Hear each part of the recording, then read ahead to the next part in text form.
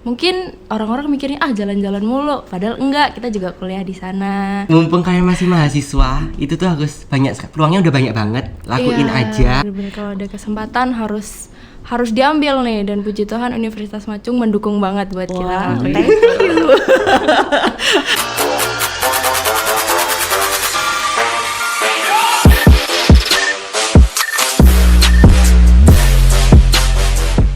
Hai Macungers, kita kembali lagi di podcast Macung Talk.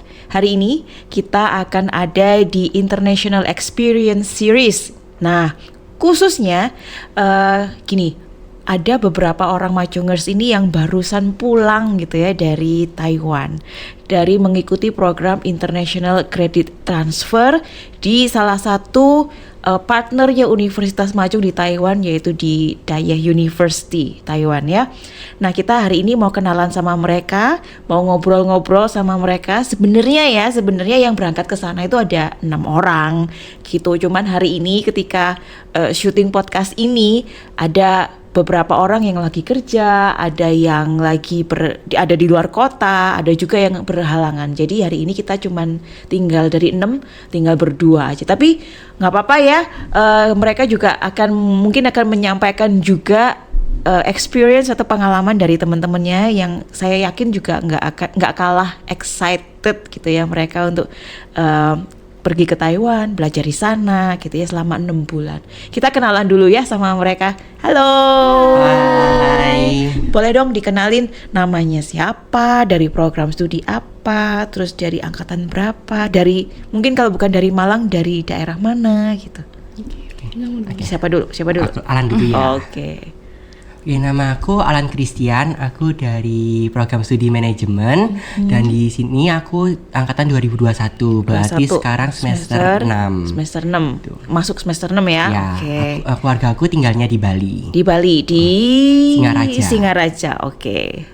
Oke, halo semuanya, nama aku Diva Angelika Cintalian Putri, biasanya dipanggil Ica. Oh, Ica. Aku Dari dari tadi Diva. Sastra Inggris angkatan 21. Memang biasanya dosen-dosen manggilnya Diva juga sih. Oh, oke. Sastra Inggris Sastra Inggris angkatan 2021. 21. Berarti sama ya? Berarti Sama. angkatan semester 6. Kalau yang teman-teman yang lain juga di semester yang sama atau ada yang lebih muda, lebih senior gitu? Kita kan berenam. Nah, itu 5-nya dari angkatan 2021, satunya lagi dari angkatan 2020. Oh, 2020 jadi senior ya. Iya. Oke. Gimana nih kemarin di Taiwan? Happy Happy banget. Siapa nggak happy ya? Ini gratis mereka ya, all expenses paid. Bener Iya. banget. All expenses paid, 6 bulan di sana, kuliah di sana juga kan. Terus biaya hidup juga ditanggung ya sama Kemendikbudristek ya. Bener. Oke, gimana? Cerita dong pengalamannya gimana? Pengalamannya tuh wah, bener-bener puas banget. Akhirnya kesampaian gitu, bisa ke luar negeri.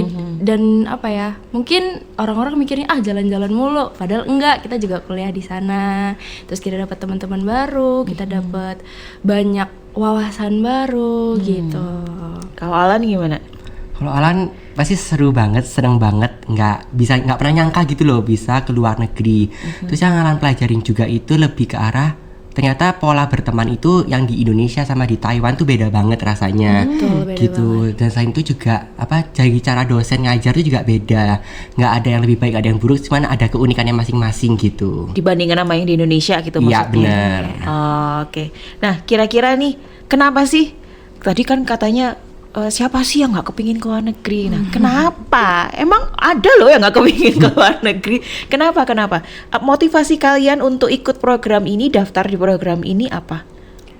Kalau aku sih karena memang dari dulu memang pengen coba study abroad, kayak gimana rasanya, terus kayak hidup mandiri itu kayak gimana sih, benar-benar mandiri yang mandiri ya, karena kalau merantau di Indonesia mungkin keluarga masih bisa nyamper, tapi kalau di sana kan udah kayak benar-benar sendiri gitu, jadi menambah soft skill juga, meningkatkan soft skill Di lingkungannya juga. Lingkungan yang baru gitu ya.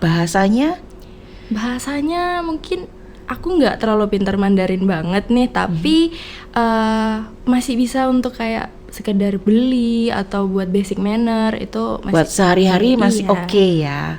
Oke, kalau Alan gimana? Motivasinya apa Alan? Motivasinya itu pertama kali itu nggak punya motivasi yang kayak pengen keluar negeri, ya pengen keluar negeri cuman nggak tahu arahnya gitu. Pas ada peluang ini, ada lowongan, ada kayak study abroad scholarship gitu kan, langsung kepicu kayak ayo Alan berangkat gitu, ayo daftar berangkat. Nah itu mungkin karena keinginan buat ngeliat hal baru gitu loh, kayak apalagi kan di Taiwan itu kayak hal baru, semuanya serba baru, mulai dari dari turun bandara tuh udah kayak semuanya baru gitu loh, kayak pandangannya beda banget.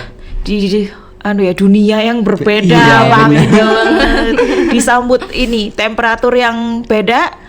Panas sih. Waktu nyampe pertama kali di sana panas banget. Oke. Oh, waktu itu Panas. perginya bulan September. 2023 ya. Itu waktu musim apa ya? Summer ya. Habisnya summer. Oh, ini Tapi kayak summernya masih ada falls kayak gitu ya? sisa-sisanya Ya, gitu. Oh, oke. Jadi masih panasnya masih panas dapet. banget, iya. Oke. Terus udah aksaranya udah beda-beda gitu ya. ya udah mulai agak buta-buta gimana gitu. Sudah agak mulai buta arah gitu. Jadi orang buta menuntun orang buta dong. Iya, bener. Ini kemana Kesasarannya nih, ini bareng-bareng. kemana nih? Iya. Oke. Terus apa lagi? Gimana lagi? Apa yang baru lagi yang kira-kira kalian sampai gitu? Ini sih public transportation. Public transportation di sana Bagus banget. bagus banget, dan kebanyakan memang orang-orang di sana pakai public transportation gitu daripada kendaraan pribadi. Jadi kita seringnya di sana jalan. Jadi sekarang kita udah terlatih untuk jalan berkilo-kilo. Wah, sehari berapa ribu langkah nih? Aduh, sehari bisa 6.000 kalau Oh, lagi aktif-aktifnya. Ngomongin soal langkah tuh dulu ada hal yang lucu. Jadi kalau di kampus kita itu kok setiap waktu bulan setelah September itu November ya. November itu September, Oktober. Oktober itu ada hari sehat di mana kok misalnya kita 10.000 langkah, kita gratis makan sekali. Oh wow, gue jebanin kalau 10.000 langkah sih ayo aja. Dan kebetulan dia dormnya ada di luar kampus, jadi dia bisa sampai Jalan. Oh, Gitu. dapat makan gratis mulu. Udah dibayarin. Jadi kamu bawa uang pulang dan kayaknya. Oke. Nah, tapi kalau program ICT ini sendiri ya, kan sebenarnya ada banyak banget program di lingkungan ini ya, di lingkungan Kementerian Pendidikan, Teknologi dan Riset itu ada banyak banget sebenarnya programnya. Ini kan masuk di Merdeka Belajar ya. Programnya banyak banget, ada yang ISMA, kemarin kita udah ketemu, udah ngobrol sama Angela. Terus ini ada program yang lain namanya ICT. Nah, kalau di ICT ini sebenarnya programnya itu modelnya kayak gimana sih? Apa yang didapatkan oleh peraih ICT ini, terus syaratnya apa? Apakah berat banget ya? Kalau kemarin kan kita ngobrol sama Angela tuh IELTS-nya dia kan udah tinggi banget gitu ya. Tapi kalau ICT ini apakah sama, dalam tanda kutip ya, sama beratnya, persiapannya sama-sama menantangnya, atau kayak gimana? Gimana kalian menghadapi syarat-syaratnya untuk dapat program ini? Ya, menurut aku sih karena sebelumnya pernah coba daftar ISMA, dibandingkan dengan ISMA itu persiapan ICT jauh lebih mudah daripada ISMA gitu. Dan untuk tes bahasa Inggrisnya itu yang diminta TOEIC sama Duolingo kalau nggak salah. TOEIC ya. atau Duolingo ya, Iya. oke. Kalau ISMA kan kayaknya butuh TOEFL, IELTS, IELTS, TOEFL iya. gitu, yang mungkin untuk ujian aja juga butuh effort ya. Betul. Tinggi banget soalnya. Butuh effort uang dan butuh effort ini ya, lebih skillnya juga beda gitu. Iya. Kalau ini lebih ringan ya, ringan, lebih lebih ringan. ringan. Oke, Duolingo bisa, Duolingo Oke. bisa, TOEIC bisa. TOEIC bisa, TOEIC oke. Kalau ya persiapan yang lain selain bahasa? Ini sih kayak motivation letter, terus ada juga CV buat ke kampus, dan yang paling penting itu ini sih dari cara kampus daftar, karena yang lucunya di ICT ini itu kita tuh sebagai mahasiswa nggak daftar langsung ke Kemendikbud, tapi kita daftar dulu ke kampus, terus kampus yang mendaftarkan kita ke kementerian. Kampus Jadi, yang fasilitasi. benar, Betul. dan bisa dibilang kampus tuh benar-benar ambil peran yang besar. Soalnya ketika yang dibuat kampus itu salah, itu tuh langsung ya didiskualifikasi atau nggak keterima. Jadi emang peran kampus tuh besar banget. Oh, ini enaknya jadi mahasiswa macam kan ya. Betul. Kita itu ada international office gitu yang fasilitasi teman-teman mahasiswa untuk bisa merasakan, yang kepengen ya, untuk bisa merasakan kuliah di luar negeri. Dapatnya yang ICT 6 bulan ya, 1 semester ya di sana. Terus milih program studinya gimana? Kok program studi sih ya? Mata kuliah Mata ya? kuliah. Ya, mata kuliahnya gimana milihnya? Kalau untuk mata kuliah kita dibebaskan untuk memilih mau satu linear dengan yang ada di kampus Universitas Macung atau kita mau pilih yang lain, itu terserah. Cuman disarankan satu linear karena biar bisa memudahkan untuk kredit transfernya, karena SKS-nya itu akan ditransferkan ke Universitas Macung. Jadi nggak nambah masa studi ya? Enggak. Nggak nambah. Kalau Diva kemarin kan ini sastra Inggris, ngambilnya apa aja mata kuliahnya? Sesuai kurang lebih hampir sama kayak yang ada di sini, karena di sana juga kita di prodi sastra Inggris juga kan.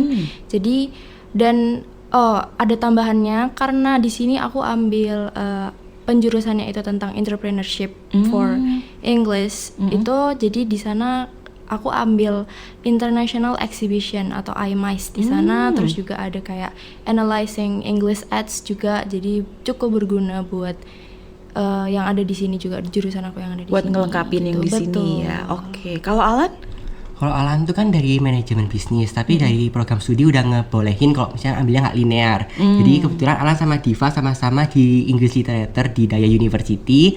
Tapi kita mungkin ada beberapa perbedaan di mata kuliahnya. Kalau misalnya Alan lebih fokus ke arah bisnis. Jadi sempat dapat yang IMICE itu Meeting Incentive Conference Exhibition.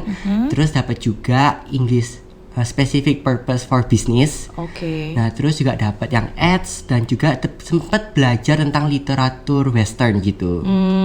Oke. Jadi lengkap banget ya. Kalau buat Alan sendiri ini malah kayaknya di luar program studinya dia, tapi diakui tetap ya, diakui. Jadi nggak menambah masa studi. Nah, itu berarti kalian dari beda program studi, satunya dari sastra Inggris, satunya dari manajemen. Yang 4 lagi dari mana? Ada yang beda lagi? Ada 3 orang dari sastra Inggris termasuk aku, terus manajemen 2 orang termasuk Alan, dan akuntansi 1 orang. Akuntansi 1 orang. Ngambil mata kuliahnya juga beda-beda ya. Kalau kebetulan kalian kan di program studi yang sama tuh di sana. Kalau yang lain juga atau gimana? Yang lain tuh program studinya tetap sama di English Literatur, cuman ini beda mata kuliahnya. Jadi kita bisa pilih-pilih mata kuliah sesuai dengan keinginan kita. Tapi beberapa mata kuliah sama, sisanya nggak sama gitu. Oh, oke. Nah, itu kalau ya berarti kan itu program studinya sastra Inggris ya di sana ya. Itu bahasa pengantarnya bahasa apa? Bahasa Mandarin, bukan Mandarin ya, Taiwan ya, bahasa Taiwan itu ya bahasa Mandarin atau bahasa Inggris yang di sana kuliahnya? Karena di sana kita kelasnya di program studinya di sastra Inggris, jadi semua dosen juga pengantarnya di semua kelas tuh pakai bahasa Inggris. Pakai bahasa Inggris. Nah, ini berarti pentingnya ya teman-teman semua, bahasa Inggris tuh penting ya. Betul jadi banget. walaupun ngomongnya kemarin San kuliahnya di Taiwan, tapi tetap bahasa Inggrisnya kepake banget gitu ya. Nah, kalau sehari-hari gimana? Sehari-hari pakai bahasa Mandarin. Oke. Terus seru nggak? Agak challenging sebenarnya. Agak challenging ya. Di sini udah dapet kan, tapi Dapet. cuman kan Mandarinnya Taiwan dan Mandarin di Tiongkoknya sendiri kan agak ada perbedaannya. Terus gimana tuh caranya tuh? Pas kita kan tahu kok misalnya bahasa Mandarin itu ada nada-nadanya kan. Nah, nada-nada yang dari Cina sama Taiwan itu sebenarnya sama. Tapi ketika kita ngomong salah dikit aja, mereka tuh udah menganggap kata itu arti yang lain gitu loh. Udah langsung kayak, kok kamu ngomongnya tentang hal yang lain gitu.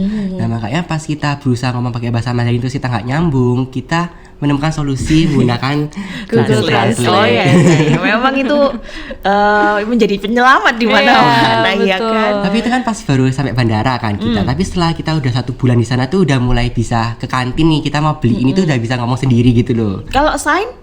Sign beberapa kita bisa baca, beberapa enggak. Misalnya kayak jalan gitu kita masih ngerti. Oh ini jalan besar, jalan kecil gitu ngerti gitu. Terus ke bandara kan aman ya. Kalau bandara kan ada bahasa Inggrisnya gitu ya. Jadi kalau di jalan ya jalan apa ke utara, selatan gitu aman. Pernah nyasar nggak gara-gara bahasa? Kalau dari aku dan pengalaman teman-teman yang lain sih kayaknya nggak ada sih kalau nyasar ya, karena bahasa, karena di sana tuh mau nyasar kemana pun pasti ntar bisa nemu jalannya lagi gitu. Jadi aman aja. ya. Aman. Menurut kalian base bahasa Mandarin di Macung nih bisa bikin kalian survive nggak waktu kemarin 6 bulan di Taiwan?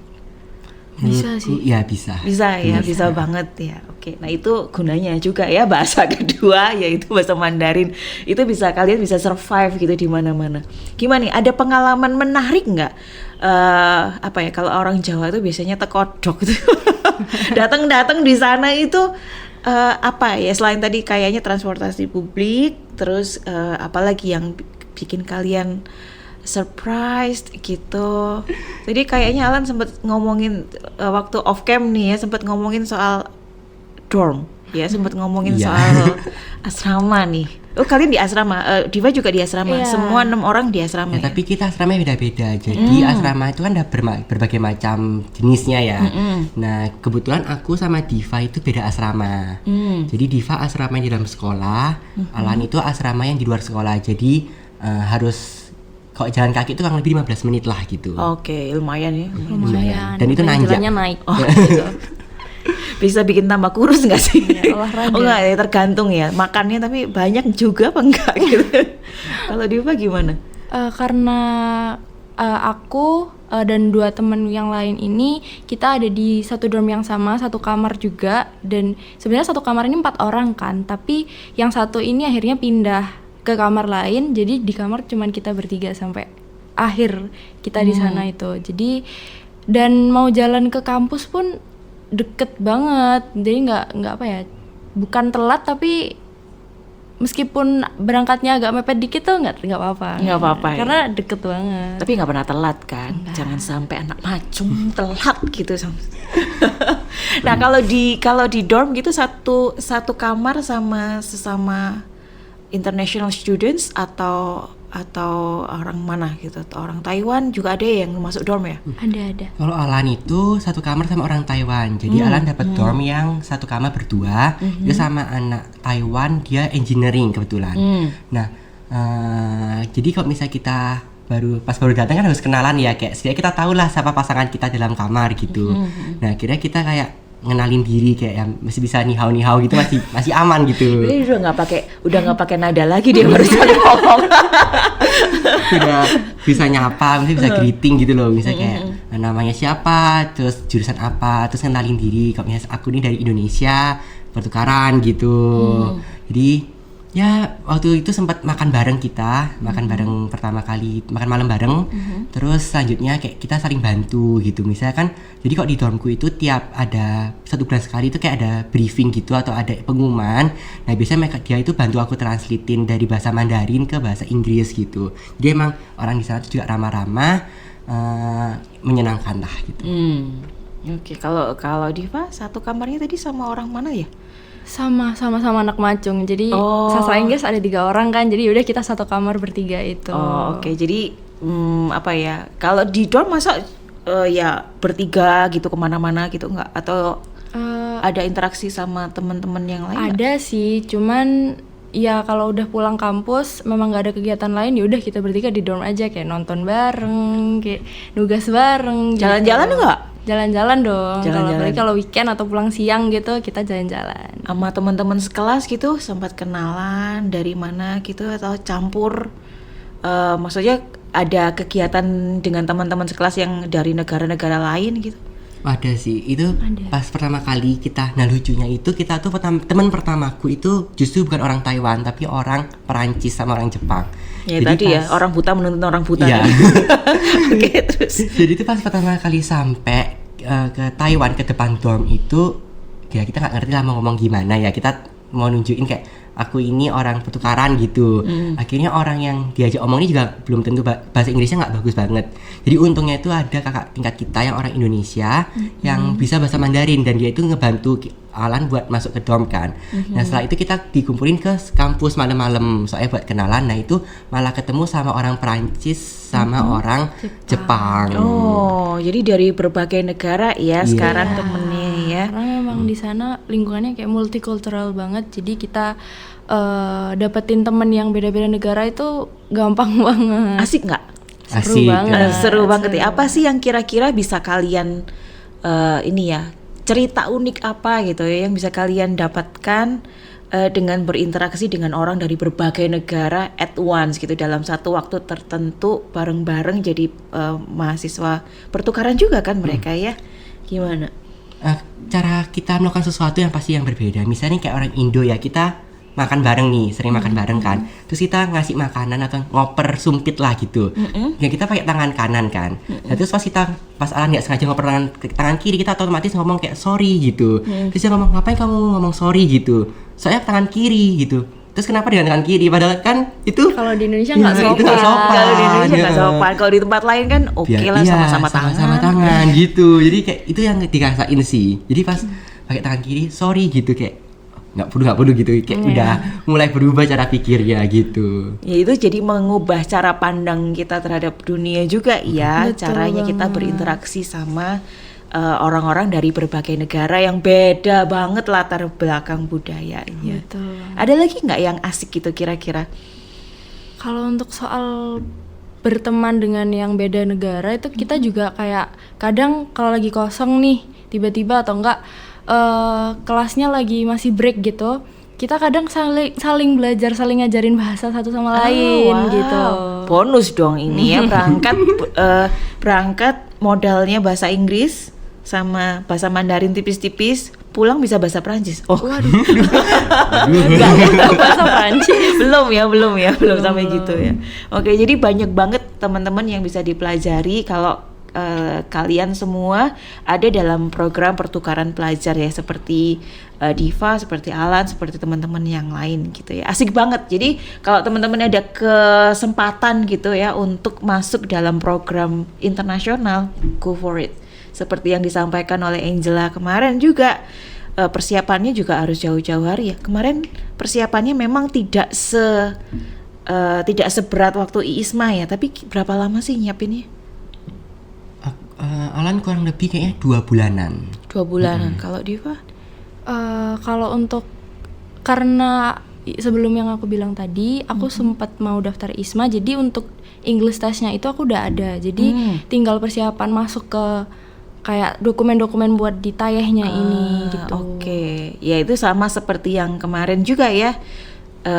Mau berangkat nggak berangkat, semua persyaratan bahasa apa segala macam harus sudah disiapin sebelumnya. Jadi kalau sudah ada kesempatan terbuka lebar, tinggal masuk, tinggal cemplung kayak apa aja ya, tinggal apply gitu ya. Nah, tadi kan udah diceritain ya bagaimana kalian ngambil mata kuliahnya di sana. Nah, kira-kira kalau dari sistem pendidikan tinggi ya di Indonesia sama di Taiwan, itu apa yang beda yang kalian rasakan yang kayaknya di Indonesia perlu deh menerapkan itu? Apa ya kira-kira? Ini sih jam istirahat. Kalau misalnya kita di kampus kan jam istirahat tuh kayak jam makan siang itu istirahat ya. Tapi kalau di Taiwan itu semua kampus mau swasta atau negeri itu tuh harus ada jam istirahat antara sesi pelajar. Jadi misalnya satu kelas ada 2 SKS nih. Nah, satu SKS itu kan 50 menit. Sama kayak di Indonesia juga 50 menit gitu. Nah, tapi di antara peralihan ke sesi 1 ke sesi 2 kita ada istirahat 10 menit. Dan itu udah kebijakan pemerintah. Dan dari semua harus gitu. Semuanya, semua mau SD, kampus. SMP, SMA, kampus pun juga Per 50 menit ada istirahatnya. ada. Dan itu tuh gak ada dosen yang berani motong gitu loh. Jadi semua dosen tuh pasti memberikan kita jam istirahat itu sesuai dengan waktunya. Berapa menit? 10 menit. 10 menit. Nah, jadi kita bisa pakai kamar mandi gitu, bisa kita buat beli cemilan bentar gitu ya. Ya, atau tidur gitu bentar. Buat kita refreshing otak, terus kita lanjut belajar lagi gitu. Oh gitu ya, itu ngaruh banget ya. Itu ngaruh. Ngaruh banget, jadi nggak bosen, nggak ngantuk gitu. Oh, ini bisa diterapkan buat mungkin dosen-dosen yang merasa loh anak buah mahasiswaku kok tidur semua, mungkin perlu istirahat ya. Boleh banget. Ini kode atau gimana ya? Oke.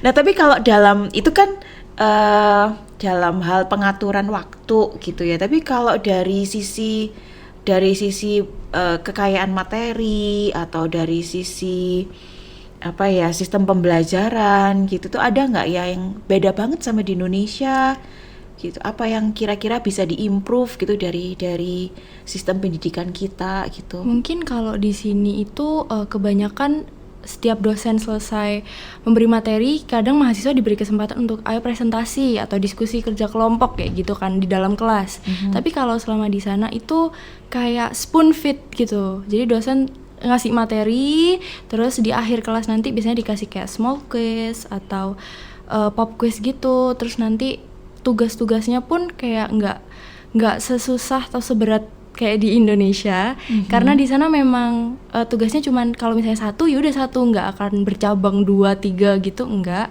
Dan deadline-nya juga termasuk cukup lama, jadi nggak yang membebankan kita untuk mengerjakan semua tugasnya itu, dan materinya memang sudah dapat semua gitu dari dosennya. Tapi materinya ya tersampaikan dengan baik ya. Dengan baik banget. Dengan efektif karena ada istirahat itu tadi. Jadi kita lebih ada waktu untuk ngeresep apa tuh materinya, diendapin dulu baru mulai lagi gitu ya. Betul. Dan juga di sana itu mungkin kalau di sini catatan itu nggak terlalu yang dinilai, tapi di sana itu catatan itu lumayan dinilai untuk sebagai poin tambahan gitu. Oh, anak kuliahan gitu ya? Iya, betul. Oke. Jadi kadang kira SMA aja ya kayak gitu. mungkin kadang dosen bilang ini cuma buat tambahan, nilai tambahan, tapi tiap rekapan nilai itu dosen selalu nanya catatannya ada nggak gitu. Gitu ya. Jadi materi nempel banget ya. Nempel banget. Karena catatannya pun dinilai. Catatannya pun dinilai. Oke, ya mungkin kalau di sini ya seperti saya bilang tadi ya kayak anak SMA banget ya. Tapi dengan demikian materinya jadi lebih masuk, lebih paham juga. Oh oke. Kalau dari Alan gimana? Kira-kira apa yang kira-kira bisa dipraktekkan gitu di Indonesia? Ini sih kayak di kampus kemarin di Tayah itu sempat kita ada kelas meeting insentif gitu kan. Itu kayak kita belajar tentang bikin event conference gitu. Dan kita pikir awalnya bikin conference ya conference kecil gitu. Tapi ternyata kita dapatnya international conference. Udah langsung skalanya internasional. Dan pembicaranya itu keynote speakernya itu dari luar negeri dari luar negeri, ada beberapa negara ya.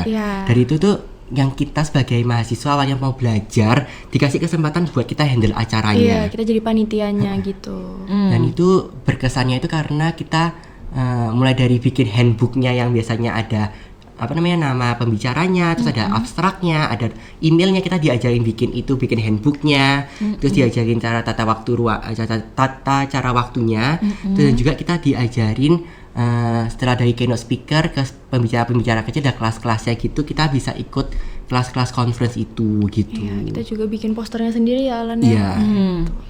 Nah, itu kan berarti kan kalian banyak banget ya yang dipelajari di luar kelas gitu ya, di luar jam pelajarannya.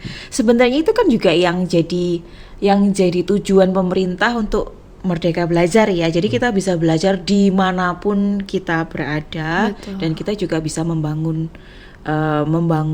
komunitas gitu ya sekitar kita dengan MBKM itu.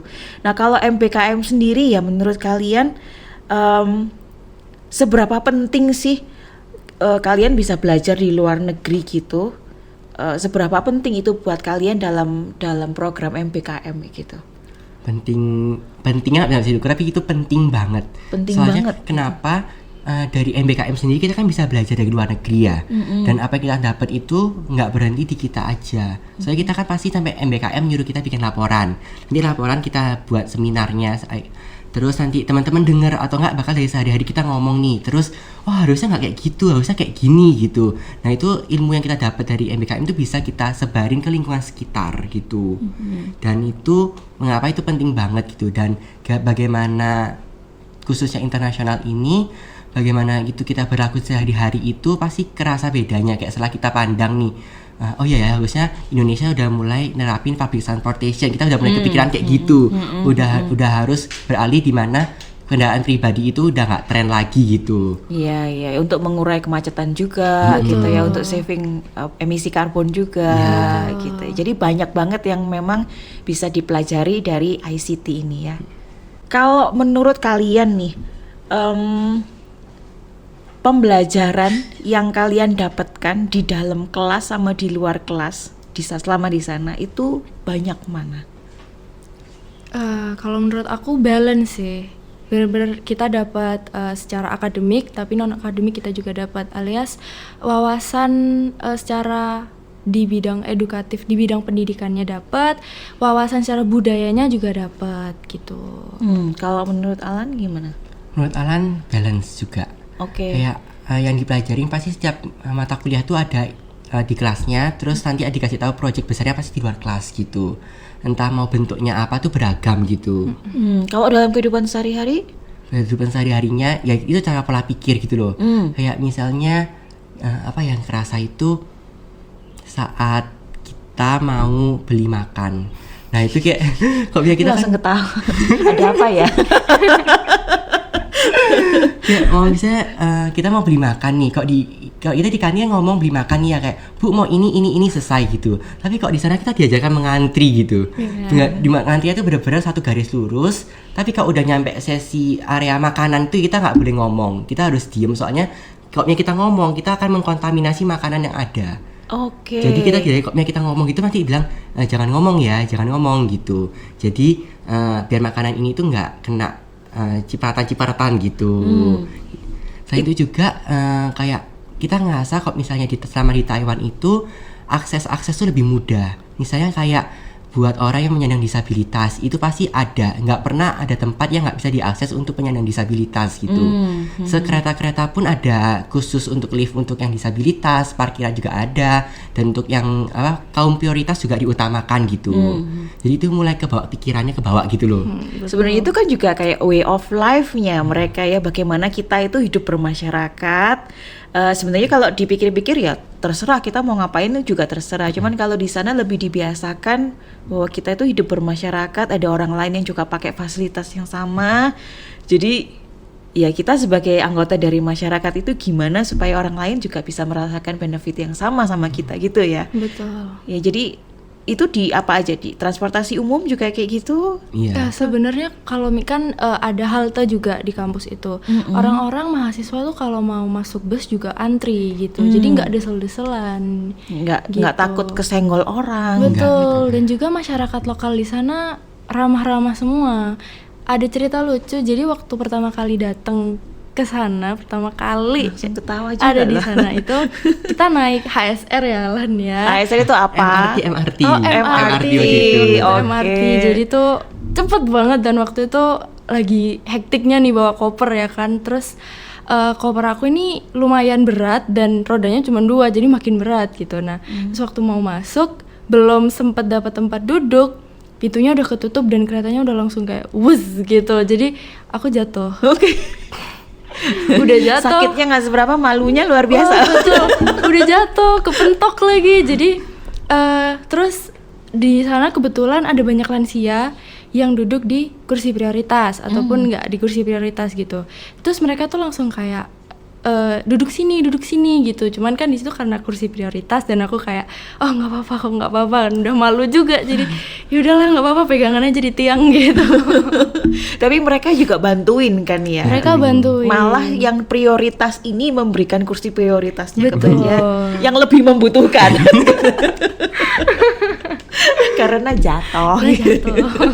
Oke. Jadi ya masyarakatnya udah kalau di sini itu sudah dibilang ngalah gitu kan. Sudah sengalah itu ya. Oke, kalau di Indonesia itu mungkin cuman ada beberapa kota aja yang public transportation-nya secanggih itu ya. Malah kalau Alan tadi bilang kendaraan pribadi itu nggak ngetren gitu ya di sana gitu. Jadi pembelajarannya juga bisa dalam kehidupan sehari-hari. Nah, kayaknya tuh banyak banget ya yang bisa diperoleh dari sana. Kalian happy banget kan ya? Happy banget. Pengen balik nggak? Pengen. Oh, pengen dong. Kalau anak-anak ICT ini boleh reapply nggak sih? Kita nggak boleh ya? Untuk beasiswa Kemendikbud nggak bisa lagi. Nggak bisa lagi ya? Oke. Nah, kalian punya tips nggak? Kalau teman-teman setelah mendengarkan cerita kalian jadi kepengen ini pergi, tipsnya apa kalau mau pergi? Pengen buat teman-teman mahasiswa yang lain yang pengen pergi ke sana atau ke kota lain atau ke universitas lain gitu, gimana? Ini tips dalam pendaftaran atau dalam persiapan untuk datangnya gitu? Siap daftarnya dong. Siap daftarnya dulu. Nah, gitu. Pertama itu CV. Jadi CV itu bukan dibuat pas kalian mau daftar aja, tapi CV itu emang harus dibuat. Kamu mau daftar apapun, belum daftar pun udah harus dibuat gitu loh. Dan diupdate tiap kali kamu dapat pencapaian gitu. Kenapa kamu harus lakuin itu? Soalnya kalau misalnya kamu nggak buat, kamu bakal lupa. kayak oh ya dulu aku ikut lomba apa aja ya gitu, kebanyakan lomba terus lupa gitu. Nah terus juga motivation lomba terus lupa. Sombong banget. Oke. Terus motivation letter. Nah, motivation letter itu bukan sekedar halo, nama saya Alan, saya gini enggak, tapi lebih ke arah angkat isu yang kamu bisa di dirimu gitu. Misalnya aku dulu karena aku dari manajemen, aku angkat isu ekonomi di Taiwan dan di Indonesia gitu. Dan itu kita bisa menunjukkan pandanganmu, itu bisa lebih menunjukkan dirimu lebih banyak dibanding halo nama saya Alan gitu. Kalau dari Diva? Kalau dari aku kurang lebih sama kayak Alan, siapin CV dan berkas-berkas dokumen yang sekiranya udah di research nih apa aja nih kira-kira itu jauh-jauh hari. Terus juga jangan pernah ragu buat apply apapun itu. Udah pokoknya kalau misalnya ada kesempatan apply aja. Urusan terima nggak keterimanya tuh nantian aja. Yang penting udah berani memulai untuk apply gitu. Nah tadi kalau ceritanya Diva kan kemarin sempet daftar IISMA, terus semua dokumennya udah ada, semua persyaratannya juga udah siap, terus tinggal apply ke program yang lain. Betul. Nah kalau dari Alan nih, kira-kira berarti kan Diva nih persiapannya udah matang banget gitu ya kalau istilahnya kan. Kalau dari Alan gimana? Dari nyiapin dokumennya, ada persyaratan nilai nggak sih? Ada IPK. Ada IPK. Kalau dari Alan gimana? Kalau dari Alan, yaitu karena Alan waktu itu kan belum pernah nyiapin CV ya, belum pernah bikin motivation letter gitu, jadi kayak semuanya serba baru. Makanya kenapa Alan bilang lebih lama tuh, kok lebih lama tuh kayak lebih mateng gitu loh. Jadi ketika kita baca lagi kan kita sadar mana aja yang salah. Nah itu yang Alan pelajari, karena pas Alan 2 bulan sebelum itu Alan udah belajar buat. Jadi pas mendekati hari H tuh kok makin banyak yang salah ya rasanya gitu, bukan makin banyak yang benar gitu. Dia kalau kata Diva jangan ragu-ragu, kalau Alan semakin deket semakin ragu. Nggak, daftarnya harus yakin, tapi CV-nya dan motivation letter tuh harus benar-benar harus diupdate terus gitu. Selain itu juga banyak-banyakin berdoa ya itu hal yang penting juga gitu. Dan restu orang tua juga. Betul banget. Iya. Jadi ya itu ya pelajarannya, kita sudah di International Experience Series ini kita juga sudah kemarin juga sudah dapat tips gitu ya dari Angela, dan semua satu suara nyiapin berangkat nggak berangkat, mau daftar nggak daftar, semua harus disiapin. Betul begitu banget. ada kesempatan langsung gitu kan ya. Betul. Oke. Nah kira-kira ya dampak positif setelah kalian pulang gimana? Orang tua, teman-teman gitu ada ngelihat perubahan nggak? Secara fisik iya. Apa nih? Saya sudah nggak ngomongin fisik loh, dia sendiri loh yang mulai. Tapi saya setuju. Makin bahagia kan, kelihatan makin bahagia gitu. Kelihatan makin bahagia, terus makannya makin banyak gitu ya. Oke, terus. Ya secara pembelajaran sehari-hari yang kita dapat. Jadi ketika kita misalnya gini, kayak kita kan dulu kayak buang sampah sembarangan itu, kok yang kita lihat tuh kayak kamu buang sampah sembarangan. dulu ya. Kayak dulu kan masih Ketat. masih kayak ngelihat orang buang sampah sembarangan tuh masih ya udahlah, biarin aja gitu. Tapi sekarang tuh kayak mulut tuh kayak nggak bisa berhenti untuk menegur gitu loh. Buang yang benar. Iya, buang yang benar gitu. Kita udah dibiasain misah makanan kayak organik, anorganik sama bahan makan sama bukan bahan makan itu dipisahkan. Jadi kita udah kebiasa. Jadi pas lihat orang sini tuh kayak gitu.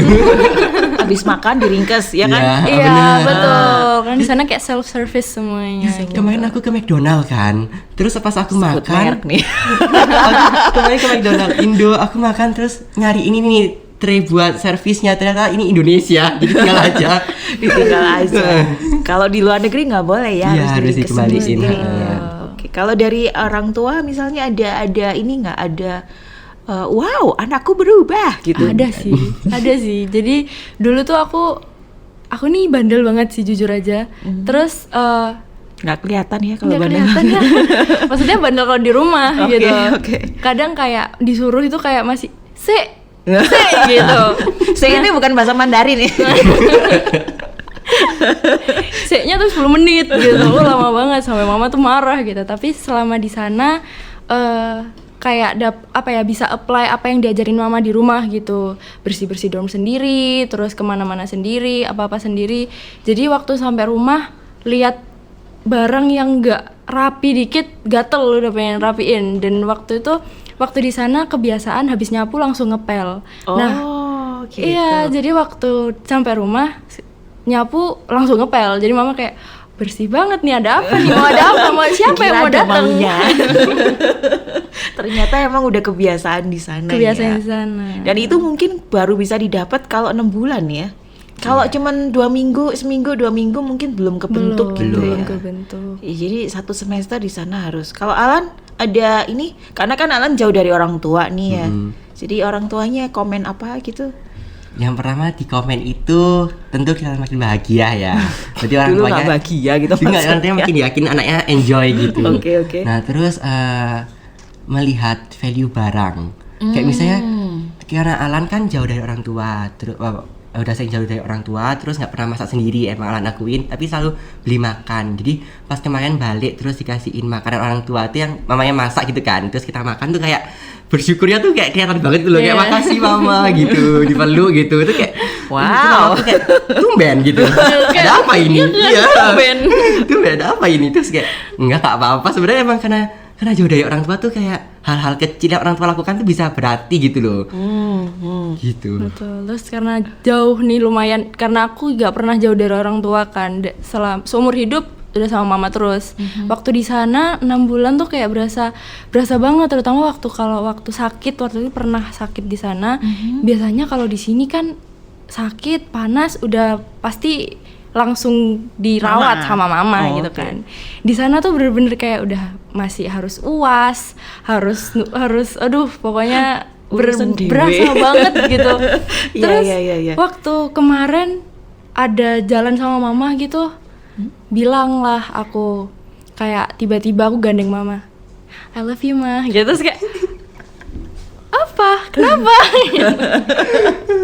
Oke. Jadi semakin sayang gitu ya sama orang tua. Betul. Ya.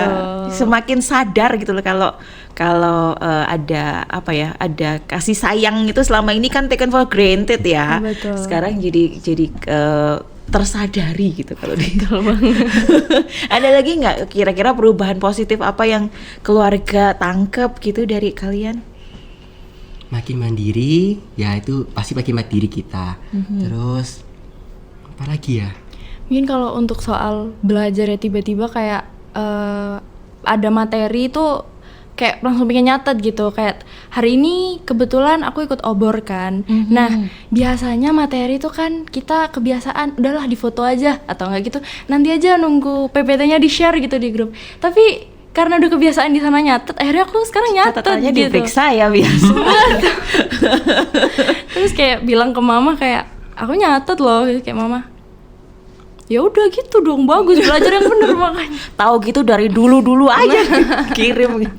Oh ya, by the way yang ngomongin soal obor ya. Obor ini bagi teman-teman yang belum tahu, mungkin obor itu adalah orientation based on reflection. Itu salah satu program pendidikan karakter gitu kalau di Universitas Macung. Jadi kalau di Macung itu ada banyak sekali program yang bisa bantu mahasiswa untuk bertumbuh dalam karakternya. Ya, Betul termasuk banget. obor ini. Berguna banget kan Berguna obor? banget. Oke. Nah, teman-teman sekalian kayaknya banyak banget ya testimoni positif gitu dari teman-teman yang ada di sini, Alan sama Diva. Saya yakin juga 4 orang yang lain juga mengalami hal yang sama ya, yang menyenangkan, ada pertumbuhan kepribadian, nggak cuman belajar akademiknya aja di sana, tapi juga non akademik secara kepribadian juga bertumbuh. Nah, teman-teman, ada nggak nih satu tips terakhir atau penyemangat nih buat teman-teman yang belum kepikiran untuk ikut program internasional atau lagi menyiapkan gitu, ada satu closing statement nih, apa sih yang harus disiapin atau go for it gitu, it will be worth the effort gitu, atau kayak gimana nih? Kalau buat teman-teman yang lagi menyiapkan, mungkin tetap semangat dan jangan ragu kayak yang aku bilang tadi. Terus kalau buat teman-teman yang belum mau nih, wah sayang banget kalau nggak diambil, yang bener aja rugi dong. Waduh. Oke, rugi banget ya kalau nggak mau ada ikut kesempatan ini dan nggak ngambil ya. Iya, karena benar-benar berpengaruh banyak banget buat kehidupan kita, mau sebagai mahasiswa atau sebagai diri kita sendiri gitu. Terus juga belajar dari tantangan. Apapun itu tantangannya, mau kecil mau besar tuh belajar aja itu bener-bener harus. Keluar dari comfort zone. Iya betul banget. Oke. Kalau dari Alan? Kalau dari Alan, buat teman-teman jangan menunda apapun yang ingin kalian lakukan. Mumpung kalian masih mahasiswa, itu tuh harus banyak, peluangnya udah banyak banget. Lakuin Iya, aja. betul. Karena ketika kalian udah bukan mahasiswa lagi, kalian udah nggak berhak buat hal itu. Misalnya kalian harus punya cara lain gitu. Dan Iya, lo bener. peluangnya jadi kecil banget gitu. iya, dan kalau misalnya belum keterima itu kan berarti teman-teman nggak bisa, tapi teman-teman punya hal yang lebih bagus lagi yang akan didapatkan gitu. Intinya jangan menunda dan jangan putus asa, jalan aja terus. Oke, dan ini ya yang paling penting ya, kalau ada kesempatan untuk pergi ke luar negeri untuk belajar di sana dari kampus dibuka, go for it ya. Karena Betul. experience-nya itu aduh sayang banget kalau dilewatkan Sayang ya. banget bener-bener kalau ada kesempatan harus diambil nih, dan puji Tuhan Universitas Macung mendukung banget buat Wah, kita. thank you. Oke. Nah, itu teman-teman, kita ngobrol-ngobrol sama teman-teman yang menerima hibah dari ICT kemarin ya, selama 6 bulan di Taiwan. Saya yakin gitu ya, ini mungkin akan jadi pemicu atau pemacu buat teman-teman untuk semangat nguber kesempatan yang sudah, katanya Alan tadi, sudah banyak banget. Jadi terima kasih Diva sama Alan sudah datang untuk berbagi pengalaman gitu ya. Semoga ini berguna buat pendengar sekalian, atau mungkin untuk orang tua yang hendak mendorong anaknya sana daftar. Biar mandiri. Biar mandiri gitu. Nah, kalau pendengar sekalian punya saran, kritik, komen begitu untuk menyemangati sesama temannya atau menyemangati Diva dan Alan gitu, silakan komen aja langsung ya. Saya yakin pengalamannya Diva, pengalamannya Alan itu sudah sangat menyenangkan gitu ya, dan sangat berguna, bermanfaat buat kita semua. Kita akan ketemu lagi di podcast kita selanjutnya, di International Series selanjutnya. Masih banyak tema-tema yang menarik yang akan kita kupas gitu ya dalam International Series ini. Sampai ketemu. Dadah. Thank you, Dadah. Thank you, Shisha. Thank you.